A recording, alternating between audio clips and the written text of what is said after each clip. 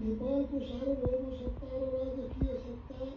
नेपालको सार्वभौम सत्ता र राजकीय सत्ता नेपाली जनतामा निहित रहेको नेपालको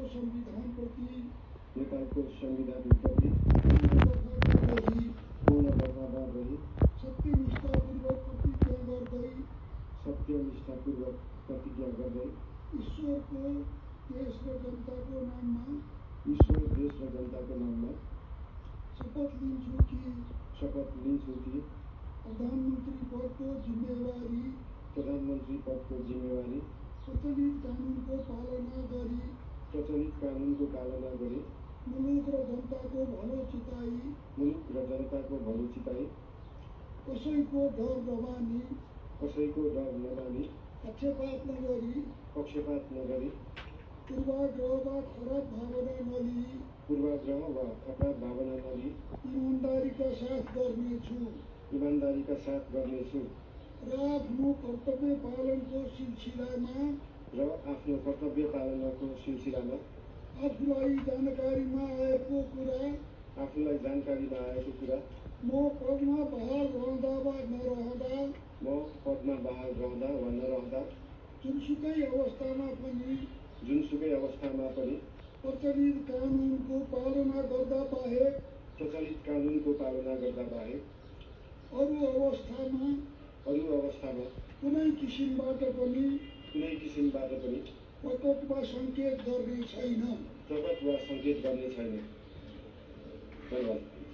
यसपछि नवनियुक्त सम्माननीय प्रधानमन्त्रीज्यूलाई आफ्नो आसनमा रही सभापत्रमा हस्ताक्षर गराउन अनुरोध गर्दछु।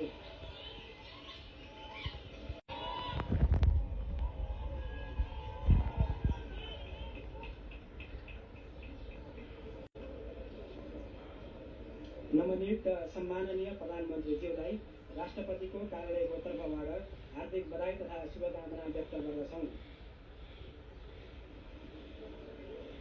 अब म नवनियुक्त सम्माननीय प्रधानमन्त्रीज्यूलाई सम्माननीय ज्यूहरू समक्ष बधाई तथा शुभकामना ग्रहण गर्नका लागि हार्दिक अनुरोध गर्दछु। नवनियुक्त प्रधानमन्त्री बालेन्द्र शाहका परिवार हामीले यति बेला देखिरहेका छौँ। यो दृश्यमा परिवार सहित फोटो सेसनको कार्यक्रम रहेको छ र भर्खरै मात्रै पद तथा गोपनीयताको शपथ सम्पन्न भएको छ, लिनु भएको छ र यति बेला परिवार सहित फोटो सेसनको कार्यक्रम हुँदैछ। प्रसारण यहाँहरू समक्ष देखाइरहेका छौँ। राष्ट्रपति रामचन्द्र पौडेलले नेपालको संविधानको धारा 76 को उपधारा 1 बमोजिम प्रतिनिधि सभा सदस्य बालेन्द्र शाहलाई प्रधानमन्त्रीमा आजै मात्रै नियुक्त गर्नुभएको हो र अहिले भर्खरै उहाँलाई पद तथा गोपनीयताको शपथ पनि गराउनु भएको छ राष्ट्रपति पौडेलले। र नवनियुक्त प्रधानमन्त्री बालेन्द्र शाहले एउटा इतिहास कायम गर्नु भएको छ। लोकतन्त्र स्थापना पछिका 36 वर्षका बालेन्द्र शाह कान्छा प्रधानमन्त्री पनि बन्नु भएको छ र यो फोटो सेसनको काम पनि सम्पन्न भएको छ। दलको हैसियतबाट वरिष्ठ नेता बालेन्द्र शाह प्रधानमन्त्रीमा जानकारी गराउन चाहन्छु। मन्त्री अर्थ मन्त्रालय माननीय श्री सुदन गुरुङ मन्त्री गृह मन्त्रालय, माननीय श्री शिशिर खनाल,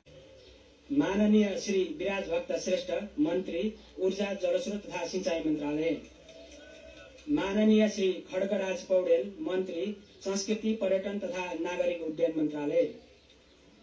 माननीय श्री सस्मित पोखरेल मन्त्री शिक्षा विज्ञान प्रविधि तथा युवा तथा खेलकुद मन्त्रालय, माननीय श्री निशा मेहता मन्त्री स्वास्थ्य तथा जनसङ्ख्या खानेपानी मन्त्रालय, संघीय मामिला तथा सामान्य प्रशासन सहकारी तथा गरिबी निवारण, माननीय श्री शोभिता गौतम मन्त्री कानून न्याय तथा संसदीय मामिला मन्त्री, माननीय श्री गीता चौधरी मन्त्री कृषि तथा पशुपक्षी विकास वन तथा वातावरण, श्रम रोजगार तथा सामाजिक सुरक्षा, माननीय श्री सीता बादी मन्त्री महिला बाल बालिका तथा ज्येष्ठ नागरिक,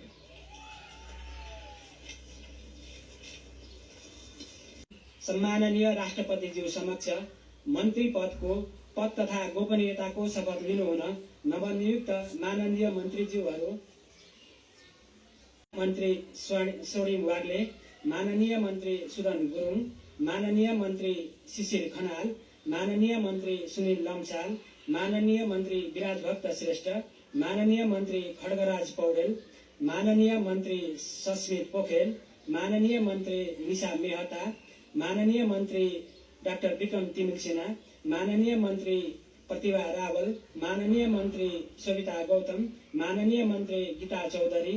माननीय मन्त्री दीपक कुमार शाह र माननीय मन्त्री सीता बाबीज्यूलाई मञ्चमा आमन्त्रण गर्दछु। शिशिर खनाल, भौतिक र शहरीमा सुनिल लम्साल, ईश्वरको तेस्रो जनताको नाममा शपथ लिन्छु कि मन्त्री पदको जिम्मेवारी प्रचलित कानुनको पालना गरी मुलुक र जनताको भलो चिताई कसैको डर नमानी पक्षपात नगरी पूर्वाग्रह वा खराब भावना नलिई ईमानदारीका साथ वहन गर्नेछु र आफ्नो कर्तव्य पालनाको सिलसिलामा आफूलाई जानकारीमा आएको कुरा म पदमा बहाल रहँदा वा नरहँदा जुनसुकै अवस्थामा पनि प्रचलित कानुनको पालना गर्दा